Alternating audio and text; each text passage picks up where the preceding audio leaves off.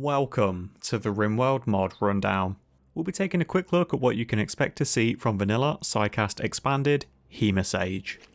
For starters, you'll need to own the Royalty and Biotech DLC, as well as the additional workshop content, Psycast Expanded, Vanilla Expanded Framework, and Harmony.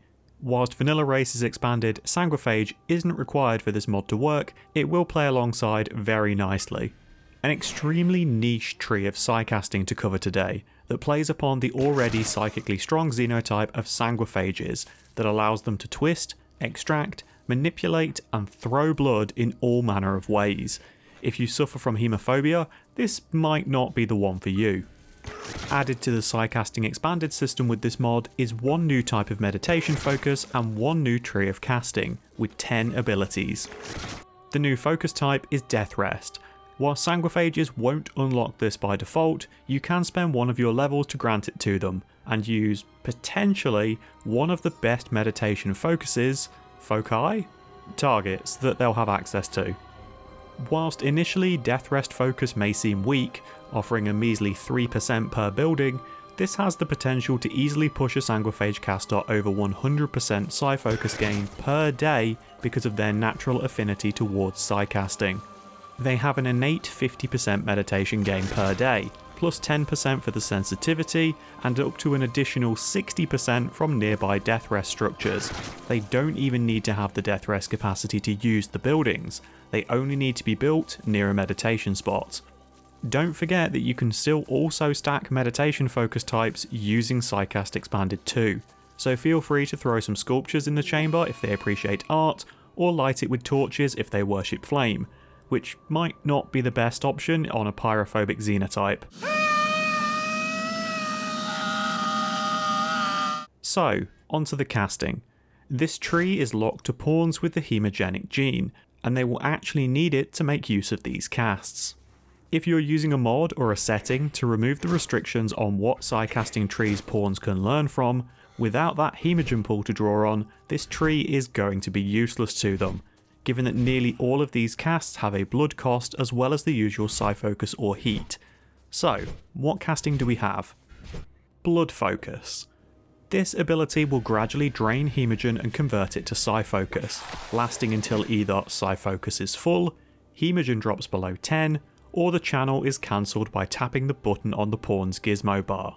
Whilst this conversion rate is technically inefficient, given how fast it's likely to run through your hemogen for how little Psi focus you are actually getting in return, it will allow you to potentially continue casting when you got caught running on empty, which may in turn further feed into abilities that allow the Hemosage to drain blood, creating a bit of a Ouroboros effect. Blood Shard.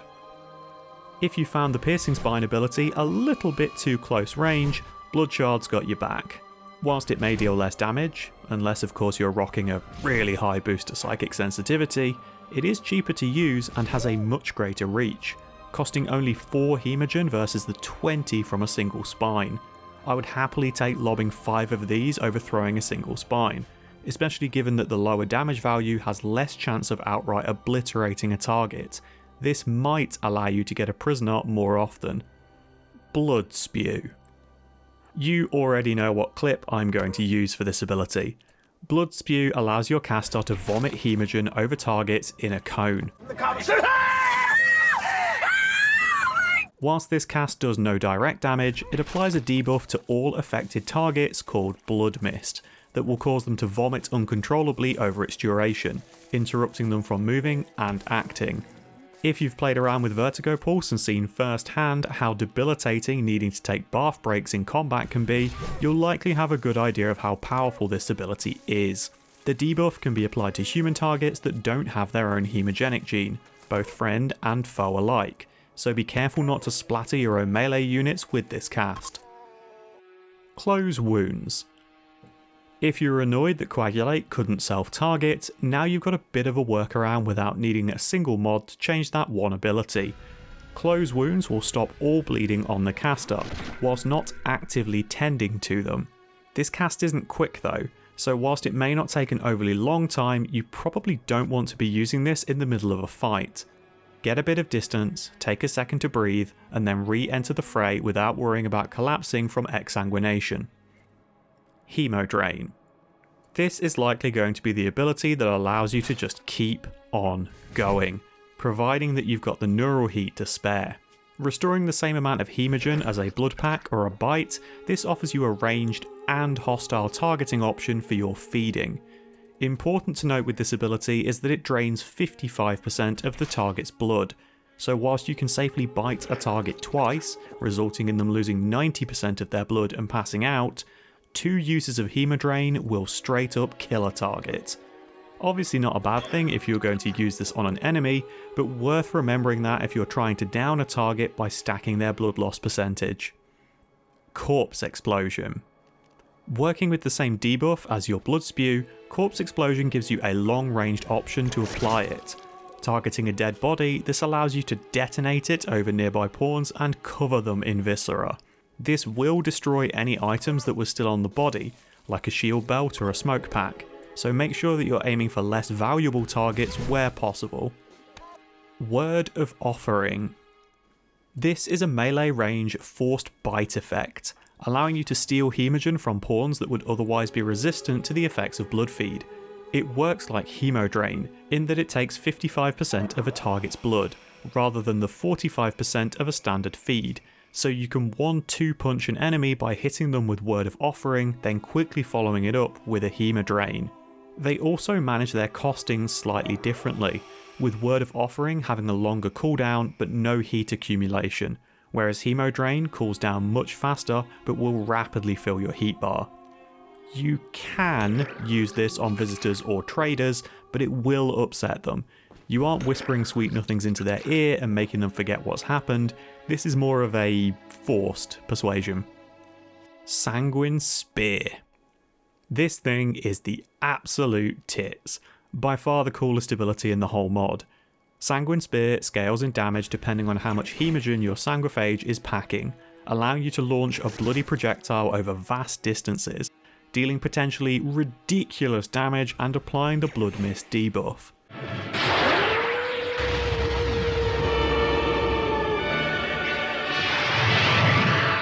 The spear is treated like a high projectile, akin to a mortar shell, so it can sail over walls and mountains, giving you the option to hit raids that are still funneling into your kill box, or attacking raids that are preparing on your borders without even needing to poke your head out and put yourself in danger.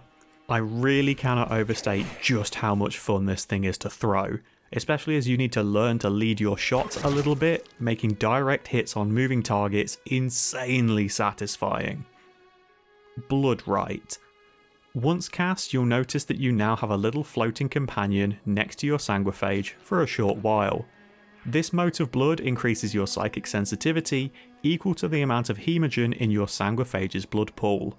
This allows you to make good use of the hemopump building, which can be connected infinitely, or as many times as the floor can support anyway. That pushes this sensitivity bonus to absolutely absurd levels. You will see some of your casts practically becoming map wide in range, or dealing so much damage that enemies are turned inside out on impact. The way the Hemosage tree is designed is obviously cruel, because it's made knowing that you'll want to buff the spear with Blood Rite, but you're going to need to be at least level 7 before you're able to make use of that combo. And oh boy, can you make use of that combo. Bloodstorm.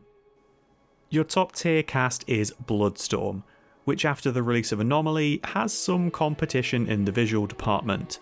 Looking closer to closing one eye whilst wearing a pair of those cheap cardboard 3D glasses, Bloodstorm will see your tile's red slider turned all the way up to 11. Non-hemogenic pawns will have the Blood Mist debuff repeatedly applied while caught outdoors in this, and Sanguiphages are able to move freely and cast spells without generating any heat. This allows for some hugely powerful combos, like turning on Blood Focus to change Hemogen into Psy Focus, then casting Word of Offering and Hemodrain whenever they're off cooldown to refill your Hemogen bar, all with zero risk of overheating. This weather effect will, somewhat understandably, annoy any visitors or traders that are on your tile, given that you're sending them home with their clothes looking like they were the final girl in the Evil Dead remake. And that is the Hemosage. As with my recommendation for Psycast Expanded, I'd still suggest that when using these mods, you tune down the passive XP gain from meditation. With Sanguiphages already having a lot of potential, throwing very powerful Psycasting on top of that, and having it level quickly, we'll see any colony that makes use of this quickly become a god pawn kind of run, which may be what you want, but could equally make your colony get really boring really fast, because nothing is a challenge when you're lobbing spears across the entire map and one-shotting practically everything. Thanks for watching, folks. If you have any mods you'd like to see a full breakdown for, or suggestions of mods you'd like to see covered, feel free to leave them in the comments, I might get around to them. I'll be back again soon with another Rimworld mod rundown. Wherever you are in the world, enjoy the rest of your morning, afternoon or evening. Take care.